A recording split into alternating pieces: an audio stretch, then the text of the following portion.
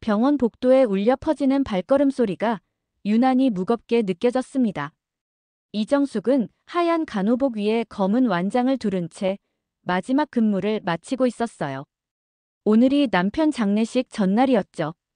정숙 씨, 정말 괜찮으세요? 동료 간호사가 걱정스러운 목소리로 물어봤습니다. 정숙은 고개를 끄덕이며 미소를 지어 보였어요. 하지만 그 미소는 금세 사라졌죠. 괜찮아요. 일은 해야죠. 정숙의 목소리에는 깊은 피로가 배어 있었습니다. 남편 민철이 갑작스럽게 교통사고로 세상을 떠난 지 사흘째였어요. 아직도 믿어지지 않았죠. 집으로 돌아가는 길, 정숙의 마음은 무겁기만 했습니다. 현관문을 열자 딸 수진이 침울한 표정으로 앉아 있었어요. 엄마, 아빠 서재 정리하다가 이상한 걸 발견했어. 수진이 내민 것은 작은 수첩이었습니다. 민철의 글씨로 빼곡히 적힌 메모들이 보였죠. 정숙은 수첩을 받아들며 첫 장을 넘겼어요. 기현이가 살아있을지도 모른다. 정숙의 손이 떨렸습니다. 기현이는 15년 전 미국 유학 중 실종된 그녀의 첫째 아들이었어요. 당시 경찰은 강에서 신발과 가방만 발견됐다며 사고사로 결론지었죠. 엄마, 기현이 형이 뭐예요? 수진이 궁금해했지만 정숙은 대답하지 못했습니다. 목이 메어왔어요. 수진은 정숙이 재혼한 후에 태어난 아이라 기현에 대해서는 거의 모르고 있었죠. 그날 밤 정숙은 잠들지 못했습니다. 수첩을 들여다보며 민철의 마지막 메모들을 읽어봤어요. 민태영, 건설사 CEO, 왼쪽 귀 뒷점 3개. 정숙의 심장이 뛰기 시작했습니다. 기현도 왼쪽 귀 뒤에 점 3개가 있었거든요. 어릴 때부터 별자리 같다며 웃곤 했던 그 점들이요. 다음 날 장례식장은 조용했습니다. 민철이 워낙 과묵한 성격이었고 건축사무소도 작게 운영했기 때문에 조문객이 많지 않았어요. 정숙은 상주석에 앉아 빈 마음으로 조문객들을 맞이했죠. 고인의 명복을 빕니다. 낯선 목소리에 정숙이 고개를 들었습니다. 깔끔한 정장을 입은 중년 남성이 깊게 절을 하고 있었어요. 정숙은 순간 숨이 멎는 듯했죠. 그 남자의 옆얼굴이 너무나 익숙했습니다. 기현과 똑같은 코, 똑같은 인매였어요. 정숙의 가슴이 두근거리기 시작했죠. 실례지만 성함이 어떻게 되시는지요? 정숙이 떨리는 목소리로 물어봤습니다. 민태영입니다. 고인과 건축 관련 일로 인연이 있었습니다. 민태영. 수첩에 적혀있던 바로 그 이름이었어요. 정숙은 그의 왼쪽 귀를 슬쩍 보려고 했지만 각도상 보이지 않았죠. 혹시 차 한 잔 드시겠어요? 정숙이 용기를 내어 말했습니다. 민태영은 잠시 망설이다가 고개를 끄덕였어요. 장례식장 휴게실에서 정숙은 민태영을 자세히 관찰했습니다. 키, 체격, 심지어 말하는 투까지 기현과 너무 닮아 있었어요. 특히 왼쪽 손으로 컵을 잡는 습관까지 똑같았죠. 고인과는 어떤 일로 알게 되셨나요? 민태영이 정중하게 물어봤습니다. 정숙은 잠시 망설였어요. 어떻게 말해야 할지 모르겠더라고요. 저희 남편이 건축사무소를 운영했는데 아마 업무상 연락이 있었나 봐요. 정숙은 애매하게 대답했습니다. 사실 민철이 왜 민태영을 알게 됐는지는 모르고 있었거든요. 대화 중간 민태영이 고개를 돌리는 순간이 있었습니다. 정숙은 그때를 놓치지 않았어요. 왼쪽 귀 뒤 선명하게 보이는 점 3개가 있었죠. 정숙의 눈에서 눈물이 흘러내렸습니다. 가슴이 터질 것 같았어요. 15년간 죽었다고 생각했던 아들이 눈앞에 앉아 있는 거였죠. 괜찮으세요? 민태영이 걱정스럽게 물어봤습니다. 정숙은 휴지로 눈물을 닦으며 대답했어요. 죄송해요. 요즘 감정이 좀 예민해서요. 하지만 정숙의 마음속에서는 확신이 점점 커지고 있었습니다. 이 사람이 분명히 자신의 아들 기현이라고요. 하지만 어떻게 이런 일이 가능할까요? 왜 기현은 민태영이라는 이름으로 살고 있는 걸까요? 민태영은 조의금을 내고 일어섰습니다. 그럼 저는 이만 가보겠습니다. 고인의 명복을 빕니다. 정숙은 그를 붙잡고 싶었지만 그럴 수 없었어요. 너무 갑작스럽고 비현실적인 상황이었거든요. 혹시 자신이 착각하는 건 아닐까요? 그날 밤 정숙은 민철의 수첩을 다시 꺼내 읽어봤습니다. 마지막 페이지에 이런 글이 적혀 있었어요. 내일 확실한 증거를 가지고 정숙에게 말해야겠다. 기현이가 정말 살아있다면 우리 가족을 다시 찾을 수 있을 것이다. 정숙은 수첩을 가슴에 꼭 안았습니다. 민철이 무슨 증거를 말하는 건지는 모르겠지만 분명히 민태영이 기현일 거라는 확신이 들었어요. 여보, 정말 우리 기현이가 살아있는 거예요? 정숙은 민철의 영정사진을 바라보며 중얼거렸습니다. 사진 속 민철은 여전히 따뜻한 미소를 띠고 있었어요. 이제 정숙에게는 새로운 희망이 생겼습니다. 하지만 동시에 두려움도 컸죠. 정말 기현이 맞다면 왜 15년간 연락하지 않았을까요? 그리고 지금의 민태영은 과연 엄마를 기억하고 있을까요? 장례식이 끝난 지 일주일이 지났지만 정숙의 마음은 전혀 정리되지 않았습니다. 민태영의 모습이 계속 머릿속에 맴돌았어요. 그 친숙한 얼굴, 기현과 똑같은 습관들이요. 병원에서 일하는 동안에도 집중이 되지 않았죠. 환자들을 돌보면서도 자꾸 민태영 생각이 났어요. 정숙 씨, 오늘 좀 이상해 보여요. 동료 간호사 미경이 걱정스럽게 말했습니다. 괜찮아요. 그냥 좀 피곤해서요. 정숙은 애써 웃어 보였지만 속으론 복잡했어요. 정말 민태영이 기현일까요? 아니면 자신의 착각일까요? 그날 저녁 정숙은 인터넷으로 민태영에 대해 검색해봤습니다. 대성건설 최고 경영자라고 나와 있더라고요. 사진도 몇 장 볼 수 있었죠. 화면 속 민태영은 카리스마 넘치는 경영인의 모습이었습니다. 기현이 어릴 때와는 완전히 다른 분위기였어요. 하지만 그 눈매만은 여전히 똑같았죠. 이 사람이 정말 우리 기현이일까? 정숙은 혼잣말을 했습니다. 15년이라는 세월이 한 사람을 이렇게 바꿀 수 있는 건가요? 며칠 후 정숙은 용기를 내어 대성건설에 전화를 걸었습니다. 민태영 대표님과 통화하고 싶은데요. 어떤 용건이신지요? 비서의 차가운 목소리가 들려왔어요. 개인적인 용건입니다. 이정숙이라고 전해주세요. 죄송하지만 대표님께서는 개인 통화는 받지 않으십니다. 정숙의 마음이 무거워졌습니다. 어떻게 접근해야 할지 막막했어요.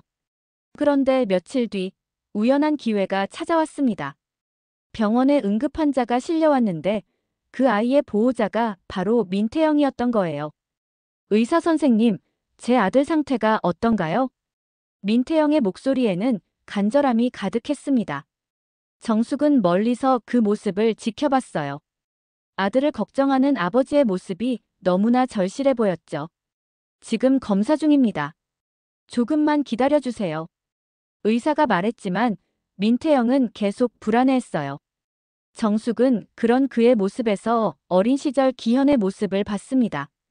기현도 어릴 때 아플 때마다 그런 표정을 지었거든요. 정숙은 조심스럽게 민태영에게 다가갔습니다. 혹시 물 한 잔 드릴까요? 민태영이 고개를 들었어요. 정숙을 알아봤는지 살짝 놀라는 표정이었죠. 아, 지난번에 장례식에서. 네, 맞아요. 이정숙입니다. 정숙은 떨리는 마음을 진정시키며 말했어요. 따님이 아프신가 봐요? 아들입니다. 갑자기 복통을 호소해서요. 민태영의 목소리에는 깊은 걱정이 배어 있었습니다. 정숙은 그 순간 확신했어요. 이 사람이 분명히 자신의 아들이라고요. 많이 걱정되시겠어요. 저도 아들이 있어서 그 마음 알아요. 정숙이 조심스럽게 말했습니다. 아들이 계세요? 민태영이 관심을 보였어요. 네, 하지만 15년 전에 잃었어요. 정숙의 목소리가 떨렸습니다. 민태영은 잠시 말을 잃었죠. 죄송합니다. 슬픈 이야기를 꺼내서요. 괜찮아요. 그런데 정말 신기한 게 대표님이 제 아들과 너무 닮으셨어요. 정숙은 용기를 내어 말했습니다. 민태영의 표정이 경직됐어요. 그런가요? 민태영의 대답은 차가웠습니다. 정숙은 그의 반응에서 뭔가 이상함을 느꼈어요. 특히 왼쪽 귀 뒤에 점 3개가 있는 것까지 똑같아요. 정숙이 말하자 민태영의 얼굴이 굳어졌습니다. 무슨 말씀이신지 모르겠네요. 민태영이 냉정하게 말했어요. 하지만 그의 손이 무의식적으로 왼쪽 귀를 만지는 걸 정숙은 놓치지 않았죠. 그때 의사가 나왔습니다. 민우진 보호자님 계시나요? 민태영이 벌떡 일어났어요. 네, 저예요. 다행히 급성 맹장염은 아니고요. 복통의 원인을 좀 더 자세히 검사해 봐야겠습니다. 의사의 말에 민태영은 안도의 한숨을 쉬었어요. 하지만 곧 걱정스러운 표정이 됐죠. 더 자세한 검사요? 혹시 심각한 건 아닌가요? 지금으로서는 확실히 말씀드리기 어렵습니다. 내일 정밀검사 결과가 나와야 알 수 있어요. 정숙은 그들의 대화를 들으며 가슴이 아팠습니다. 저 아이가 혹시 심각한 병에 걸린 건 아닐까요? 민태영이 병실로 들어간 후 정숙은 담당 의사에게 물어봤어요. 저 아이 상태가 많이 안 좋은가요? 지켜봐야겠지만 간 수치가 좀 높아서 걱정이에요. 더 정밀한 검사가 필요합니다. 의사의 말을 들은 정숙의 가슴이 철렁했습니다. 간 문제라니요. 다음 날 정숙은 일찍 출근해서 민우진의 검사 결과를 확인해 봤어요. 결과는 충격적이었죠. 소아간경화 초기 단계였습니다. 이런. 정숙은 한숨을 쉬었어요. 저 어린아이가 그런 병에 걸리다니요. 오후에 민태영이 병원에 왔을 때 정숙은 그의 표정에서 이미 결과를 들었다는 걸 알 수 있었어요. 그의 얼굴은 창백했고 눈은 충혈되어 있었죠. 대표님, 괜찮으세요? 정숙이 조심스럽게 물어봤습니다. 괜찮지 않아요. 전혀 괜찮지 않습니다. 민태영의 목소리는 절망적이었어요. 우진이가 간 이식이 필요하다고 하네요. 그런데 맞는 공여자를 찾기가 쉽지 않다고. 민태영은 주저앉을 것 같았습니다. 정숙은 그런 그를 보며 마음이 아팠어요. 혹시 제가 도움이 될 수 있을까요? 정숙이 조심스럽게 말했습니다. 무슨 말씀이세요? 검사를 받아보겠어요. 혹시 제 간이 맞을지도 모르잖아요. 민태영은 정숙을 빤히 바라봤습니다. 왜 그러시려고 하는 거예요? 우리가 무슨 사이라고요? 그냥 같은 부모 마음이라서요. 정숙은 진심을 담아 말했어요. 하지만 민태영의 표정은 의심스러웠죠. 혹시 다른 목적이 있으신 건 아니죠? 돈이라든지. 민태영의 말에 정숙은 상처받았습니다. 돈요? 저는 그런 생각 전혀 없어요. 그냥 아픈 아이를 도와주고 싶을 뿐이에요. 정숙의 목소리에는 진실함이 담겨 있었어요. 민태영은 잠시 망설이더니 고개를 저었죠. 고맙긴 하지만 괜찮습니다. 다른 방법을 찾아보겠어요. 민태영은 정중하지만 단호하게 거절했습니다. 정숙은 아쉬웠지만 더 이상 강요할 수는 없었어요. 그날 밤 정숙은 잠들지 못했습니다. 민태영이 자신의 아들이라면 저 아이는 자신의 손자인 거잖아요. 어떻게 그냥 두고 볼 수 있겠어요? 며칠이 지나도 정숙은 민태영과 우진 생각을 떨쳐낼 수 없었습니다. 병원에서 일하면서도 자꾸 그들이 떠올랐어요. 특히 우진의 아픈 모습이 마음에 걸렸죠. 정숙 씨, 오늘도 멍하네요. 동료가 말했지만 정숙은 제대로 듣지 못했어요. 머릿속은 온통 민태영 생각뿐이었죠. 그날 오후 정숙은 결심했습니다. 더 이상 망설일 수 없었어요. 민태영을 직접 만나서 진실을 말해야겠다고 생각했죠. 대성건설 본사는 강남의 높은 빌딩이었습니다. 정숙은 로비에서 한참을 망설였어요. 과연 자신 같은 사람이 이런 곳에 와도 되는 걸까요? 어떻게 오셨나요? 경비원이 정중하게 물어봤습니다. 민태영 대표님을 만나러 왔는데요. 약속은 잡으셨나요? 정숙은 고개를 저었어요. 경비원의 표정이 난처해졌죠. 죄송하지만 약속 없이는 올라가실 수 없습니다. 정숙은 포기하고 돌아서려던 참이었어요. 그런데 마침 민태영이 엘리베이터에서 내려오는 게 보였죠. 민태영 대표님. 정숙이 큰 소리로 불렀습니다. 민태영은 놀란 표정으로 정숙을 바라봤어요. 이정숙 씨, 여기는 왜 오셨나요? 민태영의 목소리에는 경계심이 묻어 있었습니다. 잠깐만 시간 내주실 수 있나요? 꼭 드리고 싶은 말씀이 있어요. 정숙의 간절한 목소리에 민태영은 잠시 망설였어요. 주변 직원들의 시선이 부담스러웠죠. 카페에서 잠깐 이야기하죠. 민태영은 마지못해 승낙했습니다. 근처 카페에서 정숙은 떨리는 마음으로 입을 열었어요. 대표님, 저는 정말 확신해요. 당신이 제 아들이라는 걸요. 민태영의 얼굴이 굳어졌습니다. 무슨 말씀을 하시는 거예요? 15년 전에 잃어버린 제 아들 기현이에요. 당신의 모든 게 기현과 똑같아요. 정숙은 필사적으로 말했어요. 하지만 민태영의 반응은 차가웠죠. 말도 안 되는 소리예요. 저는 민태영이고 어릴 때부터 민가에서 자랐어요. 그럼 어릴 때 기억이 있으세요? 5살 이전의 기억 말이에요. 정숙의 질문에 민태영이 잠시 말을 잃었습니다. 사실 그는 어릴 때 기억이 거의 없었거든요. 그런 건 중요하지 않아요. 저는 당신의 아들이 아닙니다. 민태영은 단호하게 말했어요. 하지만 정숙은 포기하지 않았죠. 왼쪽 어깨에 초승달 모양 흉터도 있을 거예요. 기현이가 4살 때 계단에서 떨어져서 생긴 흉터요. 민태영의 얼굴이 창백해졌습니다. 정말로 그 자리에 흉터가 있었거든요. 어떻게 그걸 아세요? 엄마니까 알죠. 그리고 잠들 때 왼쪽으로 돌아 누우면서 무릎을 배까지 끌어안는 습관도 있을 거예요. 정숙의 말에 민태영은 완전히 동요했습니다. 모든 게 맞았거든요. 설마. 정말 그럴 리가. 민태영은 혼란스러웠어요. 어떻게 이런 일이 가능한 걸까요? 기현아, 엄마야. 엄마가 15년 동안 얼마나 그리워했는지 알아. 정숙의 눈에서 눈물이 흘러내렸습니다. 하지만 민태영은 자리에서 벌떡 일어났어요. 아니에요. 저는 당신의 아들이 아니라고요.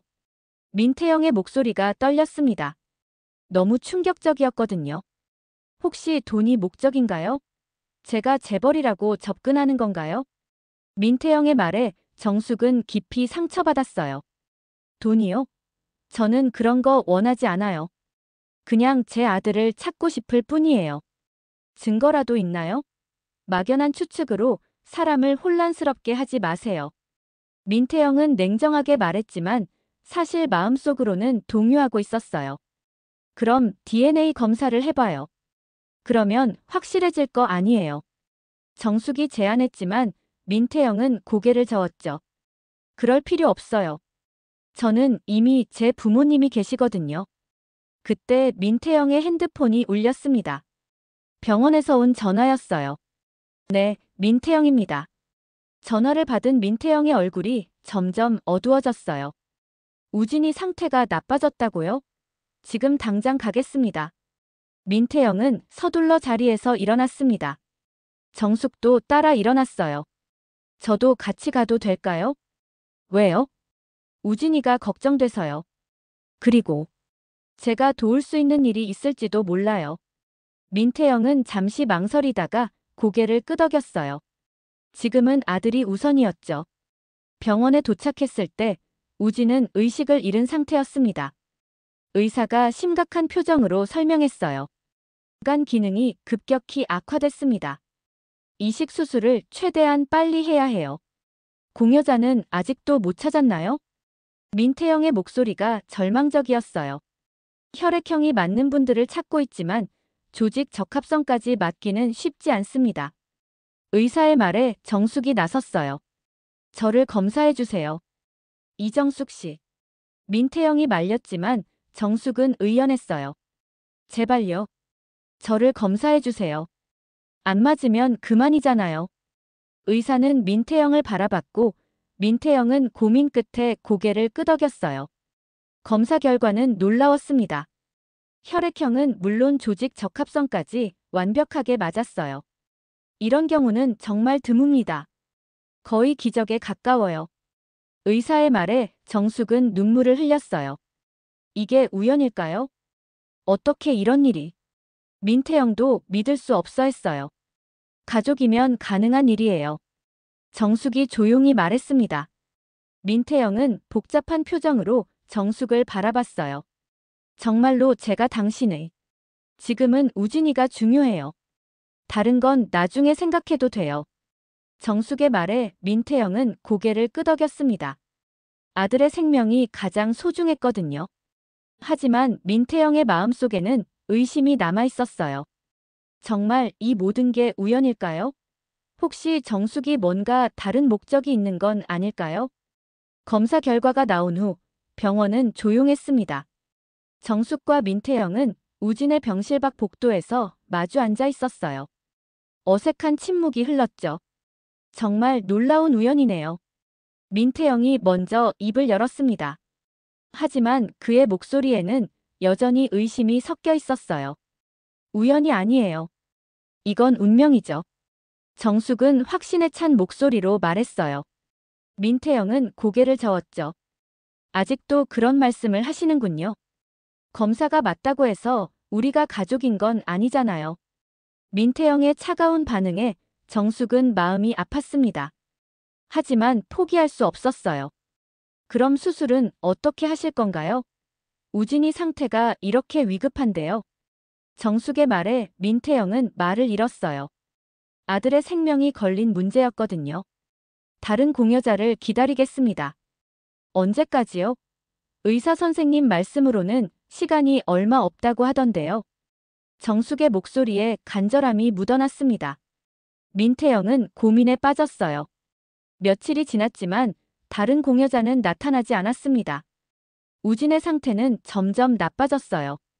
민태영은 병실에서 하루 종일 아들을 지켰죠. 아빠 아파요.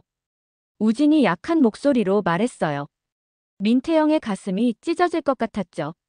조금만 참아라. 아빠가 꼭 낫게 해줄게. 민태영은 아들의 손을 꼭 잡았습니다. 하지만 할 수 있는 게 없었어요. 그때 정숙이 병실 문을 조심스럽게 열었어요. 들어가도 될까요? 민태영은 고개를 끄덕였습니다. 정숙은 우진의 침대 옆으로 다가갔어요. 안녕, 우진아. 아줌마가 누군지 알아? 우진이 힘없이 고개를 저었어요. 아줌마는 너를 도와주고 싶어 하는 사람이야. 정숙의 따뜻한 목소리에 우진이 작게 웃었어요. 정말요? 그럼 우진이가 빨리 나와서 아빠랑 같이 놀 수 있게 해주고 싶어. 정숙은 우진의 이마를 쓰다듬었습니다. 민태영은 그 모습을 지켜보며 복잡한 심정이었어요. 병실을 나온 후 정숙이 민태영에게 말했어요. 제발 수술 받게 해주세요. 더 이상 기다릴 시간이 없어요. 왜 그렇게까지 하려고 하세요? 정말 이해가 안 돼요. 민태영의 목소리에는 짜증이 섞여 있었어요. 모성애라고 해야 할까요? 우진이를 보면 제 마음이 아파요. 정숙은 진심을 말했지만 민태영은 믿지 않았어요. 혹시 다른 목적이 있는 거 아니에요? 수술 후에 뭔가 요구할 거 아니에요? 민태영의 말에 정숙은 깊이 상처받았습니다. 전 그런 사람이 아니에요. 그냥 아픈 아이를 돕고 싶을 뿐이에요. 그래도 믿기 어려워요. 세상에 공짜는 없거든요. 민태영은 냉정하게 말했어요. 재벌가에서 자라면서 많은 사람들의 속셈을 봐왔거든요. 그럼 계약서라도 쓸까요? 수술 후에 그 어떤 요구도 하지 않겠다고요.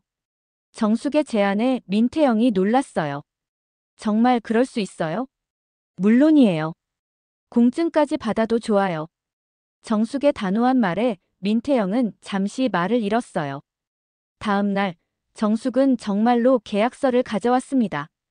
수술 후 그 어떤 금전적, 물질적 요구도 하지 않겠다는 내용이었어요. 이걸 정말 쓰신 거예요? 민태영이 믿을 수 없어 했어요. 네, 공증도 받았어요. 정숙은 계약서를 민태영에게 건넸습니다. 민태영은 서류를 꼼꼼히 읽어봤어요. 왜 이렇게까지 하세요? 우진이가 제 손자 같아서요. 정숙의 말에 민태영은 또다시 당황했어요. 손자요? 아니, 그냥 그런 마음이 든다는 뜻이에요. 정숙은 얼른 말을 바꿨지만 민태영은 이상하게 생각했어요. 그날 오후 담당 의사가 민태영을 불렀습니다. 우진이 상태가 더 악화됐어요. 이틀 안에 수술하지 않으면 위험할 수 있습니다. 의사의 말에 민태영은 절망적이었어요. 다른 공여자는 정말 없나요? 안타깝게도 이정숙 씨만큼 적합한 분은 없어요. 의사의 말에 민태영은 깊은 고민에 빠졌어요. 아들의 생명과 자신의 의심 사이에서 갈등했죠. 저녁에 정숙이 다시 찾아왔습니다. 결정하셨나요? 정숙의 간절한 목소리에 민태영은 마음이 흔들렸어요. 정말 다른 목적이 없는 거죠? 없어요. 그냥 우진이를 살리고 싶을 뿐이에요. 정숙의 눈에서 진심이 느껴졌지만 민태영은 여전히 의심스러웠어요. 하지만 이해가 안 돼요. 왜 남의 아이를 위해 그렇게까지? 남의 아이가 아니거든요. 정숙이 작게 중얼거렸어요. 민태영이 되물었죠. 뭐라고 하셨어요? 아무것도 아니에요. 그냥 혼잣말이었어요. 정숙은 얼른 둘러댔지만 민태영은 뭔가 이상함을 느꼈어요. 그날 밤 민태영은 잠들지 못했습니다. 정숙의 행동이 계속 머릿속을 맴돌았어요. 정말 단순한 선의일까요? 아니면 뭔가 다른 이유가 있는 걸까요? 우진의 상태가 더 나빠졌다는 연락을 받고 민태영은 마침내 결심했어요. 수술하겠습니다. 민태영의 말에 정숙은 안도의 한숨을 쉬었어요. 하지만 민태영은 마지막까지 경고했죠. 계약서대로 해주세요. 수술 후에 그 어떤 요구도 하지 마세요. 알겠어요. 정숙은 고개를 끄덕였지만 마음속으로는 복잡했어요. 정말 아무것도 바라지 않는다고 할 수 있을까요? 수술 날짜가 정해진 후 정숙은 병원에서 마지막 점검을 받고 있었습니다. 간 일부를 떼어내는 수술이라 위험 부담이 컸거든요. 하지만 정숙의 마음은 확고했어요. 정말 괜찮으세요? 부작용이 있을 수도 있어요. 담당 의사가 걱정스럽게 물어봤습니다. 괜찮아요. 각오는 다 했어요. 정숙은 담담하게 대답했어요. 이미 마음의 준비를 마쳤거든요. 그때 병원 로비에서 익숙한 목소리가 들려왔어요. 정숙아, 여기 왜 왔어? 돌아보니 친구 오명자가 서 있었습니다. 명자는 정숙의 오랜 친구였어요. 명자야, 너는 여기 왜 왔어? 우리 시어머니 건강검진이야. 근데 너는? 명자가 궁금해하자 정숙은 간단히 상황을 설명했어요. 간 이식 수술. 미쳤어? 왜 남의 아이를 위해서? 명자는 깜짝 놀랐습니다. 그냥 도와주고 싶어서. 정숙은 애매하게 대답했어요. 아직 명자에게 민태영이 기현일지도 모른다는 이야기는 하지 못했거든요. 그 아이 아버지가 누군데? 민태영이라는 사람이야. 정숙의 말에 명자의 표정이 변했어요. 민태영? 대성건설 민태영 말이야? 응, 그 사람인 것 같은데. 명자는 잠시 생각에 잠겼습니다. 뭔가 기억나는 게 있는 것 같았어요. 정수가 그 민태영 말인데. 명자가 조심스럽게 입을 열었어요. 왜? 그 사람 알아? 직접 아는 건 아니고 예전에 내가 대기업 비서 일할 때 들은 얘기가 있어. 명자는 젊은 시절 대기업에서 임원 비서로 일했었거든요. 무슨 얘기? 정숙이 궁금해하자 명자는 주변을 둘러보고 목소리를 낮췄어요.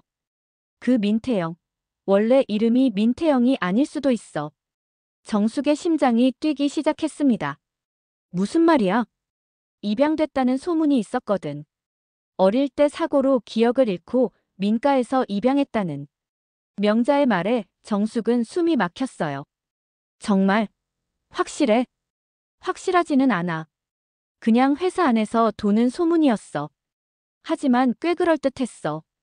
정숙은 머리가 복잡해졌어요. 정말 기현이 맞을 수도 있다는 거잖아요. 그 소문에 원래 이름도 나왔어? 뭐였지? 김씨 성이었던 것 같은데. 명자가 기억을 더듬었어요. 김기현이야? 정숙이 떨리는 목소리로 물어봤습니다. 아, 맞아. 김기현이었어. 어떻게 알았어? 명자의 말에 정숙은 현기증이 났어요. 정말 기현이 맞는 거였어요. 정숙아, 괜찮아? 얼굴이 하얘졌는데 명자가 걱정스럽게 물어봤지만 정숙은 대답할 수 없었어요. 그날 저녁 정숙은 집에 돌아와서 민철의 서재를 뒤졌습니다. 혹시 민철이 다른 단서를 남겨뒀을지도 모르거든요. 서랍 깊숙한 곳에서 낡은 일기장을 발견했어요. 민철이 비밀리에 써온 일기였죠. 첫 페이지를 넘기자 깜짝 놀랄 내용이 적혀 있었습니다. 민태영이 기현일 가능성이 높다. 나이, 외모, 모든 게 일치한다. 정숙의 손이 떨렸어요. 하지만 확신할 수 없어서 정숙에게 말하지 못하겠다. 혹시 틀렸다면 정숙이 또 상처받을 텐데. 민철의 배려가 느껴졌지만 정숙은 답답했어요. 다음 페이지를 넘기니 더 놀라운 내용이 있었어요. 사설 탐정을 고용해서 민태영을 조사해봤다. 15년 전 미국에서 사고를 당한 기록이 있다. 정숙의 가슴이 두근거렸어요. 머리를 다쳐서 기억을 잃었고 한인 부부가 입양해서 민태영이라는 이름을 지어줬다고 한다. 모든 퍼즐이 맞아떨어지고 있었어요. 하지만 확실한 증거가 필요하다. DNA 검사를 해보고 싶지만 어떻게 접근해야 할지 모르겠다. 민철도 같은 고민을 했었구나 싶었어요. 일기의 마지막 부분에는 이런 내용이 있었습니다. 드디어 민태영의 DNA 샘플을 구했다. 그가 자주 가는 카페에서 사용한 컵을 몰래 가져왔다. 정숙은 깜짝 놀랐어요. 민철이 그런 일까지 했다니요. 검사 결과는 내일 나온다. 만약 정말 기현이라면 정숙에게 어떻게 말해야 할까? 하지만 그 다음 페이지는 비어 있었어요. 민철이 교통사고로 세상을 떠나기 전날의 일기였거든요. 정숙은 일기장을 들고 방 안을 서성였어요. 민철이 DNA 검사를 했다면 결과가 어딘가에 있을 거예요. 서재를 다시 뒤진 끝에 민철의 컴퓨터에서 이메일을 발견했어요. 검사기관에서 온 메일이었죠. 떨리는 손으로 메일을 열어봤습니다. 검사 결과 99.9% 일치. 정숙은 그 자리에 주저앉았어요. 정말 기현이 맞았던 거예요. 민철은 이 사실을 알고 있었지만 정숙에게 말할 기회를 갖지 못했던 거죠. 그리고 그 다음날 교통사고로 세상을 떠났어요. 여보, 당신은 알고 있었구나. 정숙은 민철의 사진을 바라보며 눈물을 흘렸어요. 이제 모든 게 명확해졌습니다. 민태영은 분명히 자신의 아들 기현이에요. 그리고 곧 있을간 이식 수술은 진짜 손자를 살리는 일이었죠. 하지만 민태영은 아직도 자신의 정체를 모르고 있어요. 어떻게 이 사실을 알려줘야 할까요?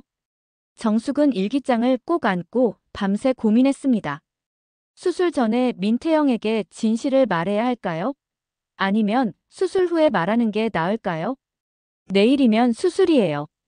정숙은 중요한 결정을 내려야 했죠. 수술 전날 밤, 정숙은 잠들지 못했습니다. 민철의 일기장과 DNA 검사 결과를 계속 들여다봤어요. 이제 확실해졌죠. 민태영이 정말 자신의 아들 기현이라는 걸요.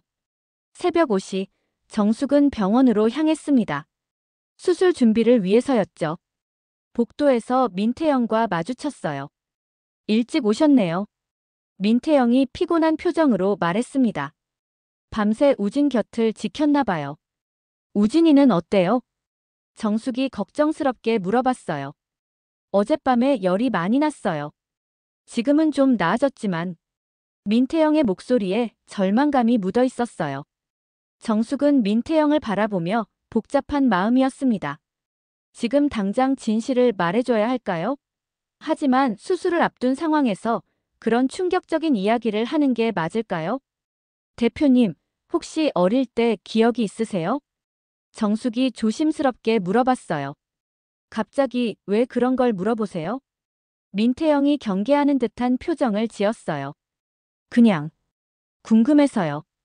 별로 없어요. 5살 이전 기억은 거의 없어요. 민태영의 대답에 정숙의 확신은 더욱 굳어졌어요. 수술실 앞에서 정숙은 마지막으로 민태영과 이야기를 나눴습니다. 혹시 수술이 잘못되면 그런 말씀 마세요. 반드시 성공할 거예요. 민태영이 정숙의 말을 가로막았어요. 하지만 그의 목소리는 떨리고 있었죠. 만약을 대비해서 드리고 싶은 말이 있어요. 정숙이 가방에서 민철의 일기장을 꺼냈어요. 이게 뭔가요? 제 남편이 남긴 일기예요. 대표님에 대한 이야기가 적혀 있어요. 민태영의 표정이 굳어졌습니다. 저에 대한 이야기요? 네, 나중에 시간 되실 때 읽어보세요. 정숙은 일기장을 민태영에게 건넸어요. 민태영은 영문을 모르겠다는 표정이었죠. 수술실로 들어가기 전 정숙은 우진의 병실에 들렀습니다. 우진아, 아줌마가 왔어. 우진이 힘없이 눈을 떴어요. 아줌마, 저 괜찮아질까요? 물론이야. 분명히 괜찮아질 거야. 정숙은 우진의 손을 꼭 잡았어요. 우진아, 아줌마가 너에게 비밀을 하나 말해줄까? 비밀이요? 아줌마는 너를 정말 정말 사랑해. 세상에서 제일 소중한 사람처럼 사랑해. 정숙의 눈에서 눈물이 흘러내렸어요. 왜요? 나중에 크면 알게 될 거야. 정숙은 우진의 이마에 입맞춤을 했어요. 손자에게 주는 첫 번째 할머니의 사랑이었죠. 수술실에 들어간 정숙은 마취를 받기 전까지 기현 생각을 했어요.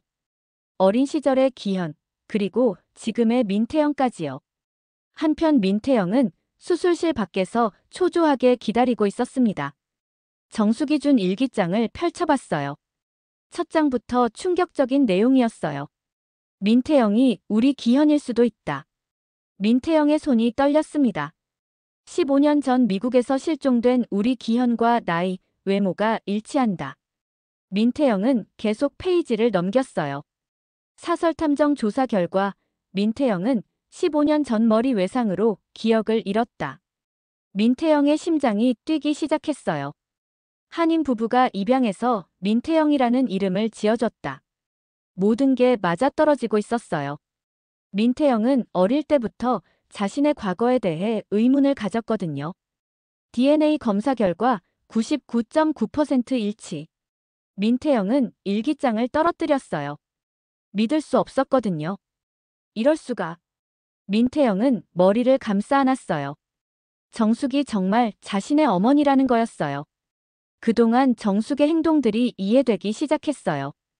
왜 그렇게 자신과 우진을 걱정했는지, 외관 이식을 자청했는지 말이에요. 어머니. 민태영은 작은 목소리로 중얼거렸어요.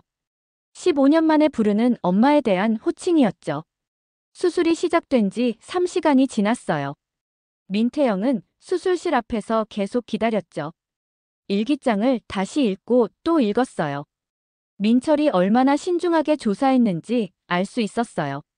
그리고 정숙에게 상처를 주지 않으려고 얼마나 고민했는지도요. 내일 정숙에게 말해야겠다. 우리 기현이 살아있다고. 하지만 민철은 그 다음날 교통사고로 세상을 떠났어요. 진실을 말할 기회를 영영 잃어버린 거죠. 수술 4시간째 의사가 나왔습니다.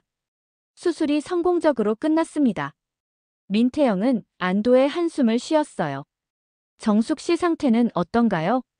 지금은 안정적이에요. 하지만 좀 더 지켜봐야 해요. 의사의 말에 민태영은 걱정이 됐어요. 우진이는요? 우진이도 잘 받아들이고 있어요. 며칠 더 지켜보면 확실해질 거예요. 민태영은 회복실로 향했습니다. 정숙은 아직 마취에서 깨어나지 못했어요. 어머니. 민태영은 정숙의 손을 잡고 조용히 말했어요. 15년 동안 얼마나 힘드셨을까요? 죄송해요, 어머니. 정숙의 얼굴은 평온해 보였어요. 하지만 민태영은 마음이 무거웠죠. 그동안 정숙을 의심하고 차갑게 대했던 자신이 부끄러웠어요. 정말 어머니였는데 말이에요. 이제 기억해야 해요. 제가 기현이라는 걸요. 민태영은 정숙의 손을 꼭 잡았어요. 15년 만에 느끼는 어머니의 온기였죠. 수술 다음 날 새벽, 갑작스럽게 응급 상황이 발생했습니다. 정숙의 상태가 급격히 악화된 거예요. 간 기능 수치가 떨어지고 있었죠. 보호자분 계시나요? 간호사가 급하게 민태영을 찾았어요. 민태영은 우진의 병실에서 밤을 보내고 있었거든요. 정숙 씨 상태가 어떤가요? 민태영이 다급하게 물어봤습니다. 지금 응급실로 옮기고 있어요. 의사 선생님이 부르세요. 민태영의 가슴이 철렁했어요. 어머니가 위험하다는 뜻이었거든요. 응급실에서 의사가 심각한 표정으로 설명했어요. 간 절제 부위에서 출혈이 발생했어요. 재수술이 필요합니다. 재수술이요? 민태영의 목소리가 떨렸어요. 네, 지금 상태로는 생명이 위험할 수 있어요. 의사의 말에 민태영은 절망적이었어요. 어머니를 이제야 찾았는데 다시 잃을 수도 있다는 거잖아요. 성공 확률은 어떻게 되나요? 50대 50 정도예요. 정숙 씨 나이를 고려하면 위험 부담이 크죠. 민태영은 주저앉을 것 같았어요. 재수술 준비가 시작됐어요. 정숙은 의식이 흐릿한 상태였지만 민태영의 목소리는 들을 수 있었어요. 어머니, 꼭 이겨내세요. 이제 저를 두고 가시면 안 돼요. 정숙의 눈에서 눈물이 흘러내렸어요. 기현이 자신을 어머니라고 부르고 있었거든요. 기현아, 엄마가 늦게 찾아서 미안해. 정숙의 약한 목소리에 민태영은 울음을 터뜨렸어요. 어머니, 미안한 건 저예요. 그동안 몰라봐서 죄송해요. 정숙이 재수술실로 들어가는 동안 민태영은 복도에서 기도했어요. 종교가 있는 건 아니었지만 간절한 마음이었거든요. 제발, 어머니를 지켜주세요. 그때 우진의 담당 의사가 나타났어요. 민태영 씨, 우진이도 문제가 생겼어요. 민태영은 또다시 충격을 받았어요. 우진이한테 무슨 일이요? 이식받은 간을 거부 반응을 보이고 있어요. 면역 억제제를 늘려야 해요. 민태영의 머릿속이 하얘졌어요. 어머니도 위험하고 아들도 위험한 상황이었거든요. 거부 반응이 심해지면 어떻게 되나요? 다시 간 이식을 해야 할 수도 있어요. 의사의 말에 민태영은 절망적이었어요. 어머니가 목숨을 걸고 해준 수술이 실패할 수도 있다는 거잖아요.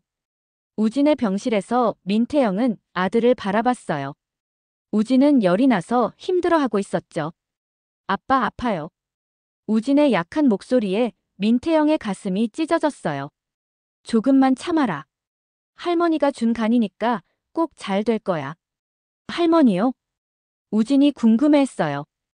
응, 너에게 간을 주신 분이 할머니셔. 민태영은 이제 정숙을 할머니라고 부르고 있었어요. 한편 정숙의 재수술은 계속되고 있었습니다. 의사들은 최선을 다했지만 상황은 쉽지 않았어요. 출혈이 멈추지 않아요. 혈압이 계속 떨어지고 있습니다. 수술실 안은 긴장감이 가득했어요. 수술 3시간째, 민태영은 복도에서 계속 기다렸어요. 우진의 상태도 확인해야 했지만 어머니가 더 걱정됐거든요. 그때 정숙의 친구 명자가 병원에 왔어요. 정숙이 어떻게 됐어? 명자가 다급하게 물어봤어요. 민태영은 상황을 설명했죠. 그럼 정말 당신이 정숙이 아들이었구나. 명자는 놀라면서도 이해했어요. 네, 이제야 알았어요. 민태영의 목소리에는 후회가 가득했어요. 정숙이가 얼마나 당신을 그리워했는지 알아. 15년 동안 하루도 잊은 적이 없었어. 명자의 말에 민태영은 더욱 죄책감을 느꼈어요. 어머니한테 너무 차갑게 대했어요. 의심만 했고. 이제라도 알았으니 다행이야. 정숙이가 깨어나면 정말 행복해할 거야. 명자는 민태영을 위로했어요. 수술 4시간째, 드디어 의사가 나왔습니다. 민태영은 벌떡 일어났어요. 어떻게 됐나요? 다행히 출혈을 멈췄어요. 하지만 아직 안심할 수는 없어요. 의사의 말에 민태영은 안도의 한숨을 쉬었어요. 언제 깨어나세요? 하루 이틀 더 지켜봐야 해요. 나이가 있으시니까 회복이 더딜 수 있어요. 민태영은 중환자실로 향했어요. 정숙은 여러 장비에 연결된 채 누워 있었죠. 어머니, 저예요. 기현이에요. 민태영은 정숙의 손을 잡고 말했어요. 제가 어머니를 몰라봐서 죄송했어요. 이제 절대 떠나지 않을게요. 정숙의 얼굴은 평온해 보였지만 여전히 위험한 상태였어요. 그날 밤 민태영은 정숙과 우진 사이를 오가며 지냈어요. 두 사람 모두 자신에게 소중한 사람들이었거든요. 새벽 3시 우진의 상태가 또다시 악화됐어요. 아빠, 너무 아파요. 우진이 울면서 말했어요. 조금만 참아라. 할머니가 깨어나시면 다 좋아질 거야. 민태영은 아들을 달래면서도 불안했어요. 정말 모든 게 잘 될까요? 중환자실의 정숙은 아직 깨어나지 못했어요. 하지만 생체 신호는 조금씩 안정되고 있었죠. 민태영은 두 사람을 지키기 위해 병원에서 밤을 보냈어요. 15년 만에 찾은 가족을 절대 잃고 싶지 않았거든요. 사흘째 되는 날 아침, 드디어 기적이 일어났습니다. 정숙이 천천히 눈을 뜬 거예요. 민태영은 그 순간을 놓치지 않았죠. 어머니, 정말 깨어나셨어요. 민태영의 기쁨에 찬 목소리에 정숙은 미소를 지었어요.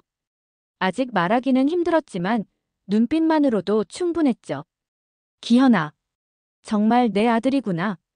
정숙의 약한 목소리에 민태영은 눈물을 흘렸어요.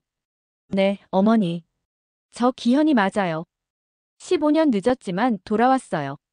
정숙의 눈에서도 눈물이 흘러내렸습니다. 15년간 그리던 아들이 정말 돌아온 거였어요. 우진이는 어떻게 됐어? 정숙이 걱정스럽게 물어봤어요. 어머니 덕분에 많이 좋아졌어요. 거부 반응도 줄어들고 있고요. 민태영의 말에 정숙은 안도의 한숨을 쉬었어요. 며칠 후 정숙의 상태가 안정되자 우진을 만날 수 있었어요. 휠체어에 앉은 정숙이 우진의 병실로 들어갔죠. 할머니. 우진이 환하게 웃으며 손을 흔들었어요. 민태영이 이미 정숙을 할머니라고 소개했거든요. 우진아, 할머니가 왔어. 정숙은 우진의 손을 꼭 잡았어요. 진짜 손자를 만지는 순간이었죠. 할머니, 정말 고마워요. 아빠가 말해줬어요. 우진의 순수한 말에 정숙의 가슴이 뜨거워졌어요. 우진이가 건강해져서 할머니가 더 기뻐. 정숙은 우진의 머리를 쓰다듬었습니다. 15년 만에 느끼는 가족의 온기였어요. 일주일 후 정숙은 퇴원할 수 있게 됐어요. 우진도 회복이 빨라서 곧 퇴원 예정이었죠. 어머니, 저희 집에서 지내세요. 민태영이 정숙에게 제안했어요. 아니야, 나는 우리 집이 있어. 정숙은 사양했지만 민태영은 포기하지 않았어요. 15년 동안 떨어져 있었잖아요. 이제라도 함께 살아요. 민태영의 간절한 부탁에 정숙은 마음이 흔들렸어요. 수진이도 있는데. 수진이도 같이 오면 돼요. 우진이도 누나가 생겨서 좋아할 거예요. 민태영은 이미 모든 걸 생각해뒀어요. 그날 저녁 정숙은 수진과 이야기를 나눴어요. 엄마, 정말 기현이 오빠 찾은 거예요? 수진이 믿을 수 없어 했어요. 그래, 정말 우리 기현이야. 정숙은 확신에 찬 목소리로 말했어요. 그럼 우리가 진짜 재벌가와 가족이 되는 거예요? 수진의 순진한 질문에 정숙은 웃었어요. 돈이 중요한 게 아니야. 가족이 함께 있는 게 제일 소중한 거지. 수진도 고개를 끄덕였어요. 한 달 후 정숙과 수진은 민태영의 집으로 이사했어요. 큰 저택이었지만 가족이 함께 있으니 집 같은 느낌이었죠. 할머니, 같이 게임해요. 우진이 정숙에게 달려왔어요. 완전히 회복된 우진은 활기차게 뛰어다녔죠. 우진아, 할머니는 게임 못해. 그럼 제가 가르쳐 드릴게요. 우진의 밝은 모습에 정숙은 행복했어요. 민태영은 회사에서도 변화를 시작했어요. 본명인 김기현으로 돌아가기로 결심한 거죠. 대표님, 정말 이름을 바꾸시는 건가요? 비서가 놀라며 물어봤어요. 네, 이제 진짜 제 이름으로 살고 싶어요. 민태영은 확신에 찬 목소리로 말했어요. 법적 절차를 거쳐서 민태영은 김기현으로 이름을 되찾았어요. 회사 이름도 대성건설에서 기현건설로 바꿨죠. 어머니, 이제 정말 김기현이에요. 기현이 정숙에게 새 신분증을 보여줬어요. 그래, 이제야 우리 기현이가 돌아왔구나. 정숙은 감격스러워했어요. 그해 가을, 가족들은 민철의 묘소를 찾았어요. 정숙은 민철의 사진 앞에서 이야기했죠. 여보, 당신이 찾아준 기현이에요. 우리 다시 가족이 됐어요. 기현도 민철의 묘 앞에 절을 했어요. 아버지, 늦게 인사드려요. 저 기현이에요. 가족들은 민철에게 감사의 마음을 전했어요. 민철이 있었기에 이 기적 같은 재회가 가능했거든요. 겨울이 되자 우진은 완전히 건강해졌어요. 학교도 다시 다니기 시작했죠. 할머니, 오늘 학교에서 가족 소개하는 시간이 있었어요. 우진이 신나게 말했어요. 뭐라고 소개했어? 정숙이 궁금해했어요. 할머니가 저를 살려주셨다고 했어요. 그랬더니 친구들이 할머니가 천사래요. 우진의 말에 정숙은 행복했어요. 기현은 회사를 우진에게 물려줄 준비를 시작했어요. 아직 우진이 어리지만 미래를 위한 계획이었죠. 우진아, 나중에 크면 아빠 회사 물려받을 거야. 정말요? 그럼 할머니랑 수진 이모도 같이 일해요. 우진의 천진난만한 말에 모두가 웃었어요. 어느 날 저녁, 정숙은 민철의 사진을 바라보며 조용히 말했어요. 여보, 당신 뜻대로 됐어요. 우리 다시 가족이 되었어요. 사진 속 민철은 여전히 따뜻하게 웃고 있었어요. 기현이도 우진이도 모두 건강하고 수진이도 오빠가 생겨서 좋아해요. 정숙의 목소리에는 평온함이 가득했어요. 이제 저는 정말 행복해요. 15년 동안 잃어버렸던 행복을 되찾았어요. 그날 밤, 기현은 정숙의 방을 찾았어요. 어머니, 잠들기 전에 인사드리러 왔어요. 그래, 기현아. 정숙은 아들을 바라보며 미소 지었어요. 어머니, 정말 죄송해요. 그동안 힘드셨죠? 이제 그런 말 하지 마. 다시 만났으니 그걸로 충분해. 기현은 어머니를 꼭 안아드렸어요. 15년 만에 진짜 포옹이었죠. 밖에서는 눈이 내리기 시작했어요. 하지만 집안은 따뜻했죠. 가족이 함께 있으니까요.